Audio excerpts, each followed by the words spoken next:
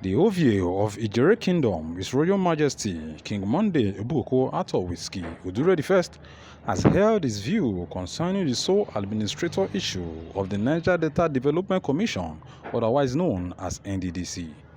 King Monday Whiskey, who spoke during a courtesy visit of selected journalists from Benin City in his palace in Jesse Town, being one of the founding members of the NDDC, bared his thoughts on the Akpabio-led administration of the body. Of course, you all know that journalistically, I have done one or two things about this job in this country, especially in this region of the South-South.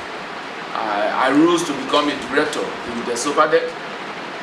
I also rose to become the National Director of Media and Publicity of the host communities of Nigeria, which is an advocacy group representing the interests of the people of the producing communities in the 9 oil producing states and 6 impacted states of this country. The Niger Delta Development Commission, in year 2000, when that agency was to be established, I was the first media consultant to the Senate Committee on Niger Delta under the late distinguished Senator Fred Brummel.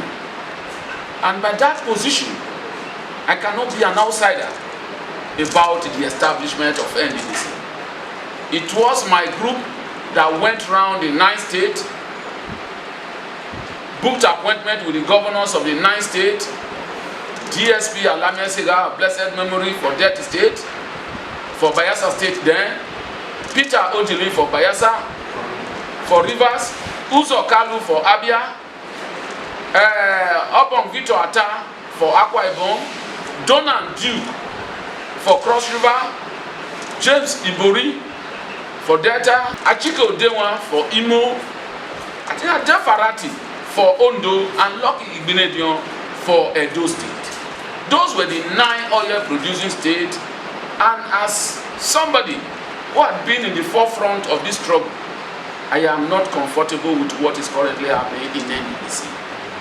NDDC is our general concern, and we will not, and we can never, sit down and allow one individual in the name of Minister of Niger Delta Affairs, Ubon Godswill Obot Akpabio, to hijack NDDC to the extent that for 2 years, NDDC does not have a board. What they have is a self-imposed interim management committee. And of late, it has even gone worse, that they now call it a sole administrator. To start with, the law, the act that established NDDC, the NDDC Act 2000, does not recognize interim management committee, not to talk of sole administrator. Of course, you are all living witnesses to the fact that under the interim management committee, 87 billion naira allegedly blew wings and flew out of the coffer of NDDC. And a budget of about 500 billion now has been passed to the NDDC for an individual to superintend, and we say no. We say no to sole administrator in NDDC. Ijere is a major oil producing community, and for 2 years, NDDC has not done anything here because there is no structure there. And what that translates to is that for 2 years, the development agenda of this kingdom and several other kingdoms have been held hostage by an individual who calls himself Minister of the Niger Delta. As a king, as a patriot of this region, I will not sit down, no matter the threat and no matter the inability of government to wake up to its social responsibility. Government has social contract with our people to ensure that the right thing is done. From the happenings, we are beginning to think that government is collaborating. The federal government is collaborating with Akpabio to undo our people, to ensure that one of these days they will wake up and say NDDC is scrapped. We will not take that. We will continue to speak. We will continue to vibrate. We will continue to let them know. Of course, you all know my background from where I'm coming. I cannot be shut up. I cannot be kept quiet. I cannot be asked to keep quiet. That is one for NDDC. we are saying no categorically to sole administratorship. So whatever they are currently doing in Akwa Ibom, trying to muster support, to launder image, to give pretense to some persons, we say the National Assembly of Nigeria should invoke the necessary doctrine of necessity. Group of Nigerians were nominated, screened and confirmed by the National Assembly.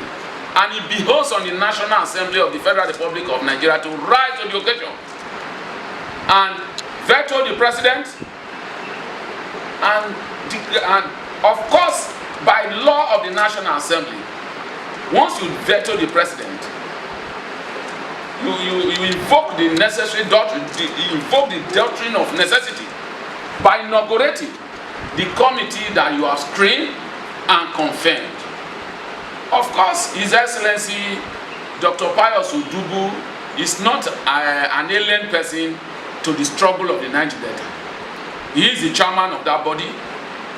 And of course, you all know that Honorable Bernard Ukumagba was a super commissioner for economic planning in Delta State and later became a super commissioner for finance, a trained technocrat, a reputable analyst, financial analyst and development expert. He cannot be called a Mr. Nobody. He was nominated as the MD, and so I am using this medium to call on the National Assembly to immediately put their house in order, call Akpabio to order and inaugurate, because it is now very clear that the forensic audit is a scam. It is a scam. There is nothing ongoing there.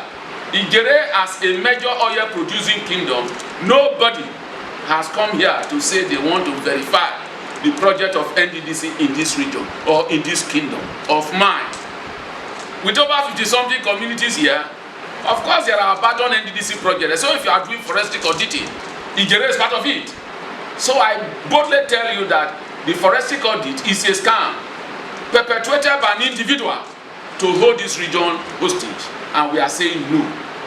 No forensic audit or no probe of any kind that doesn't have a lifespan.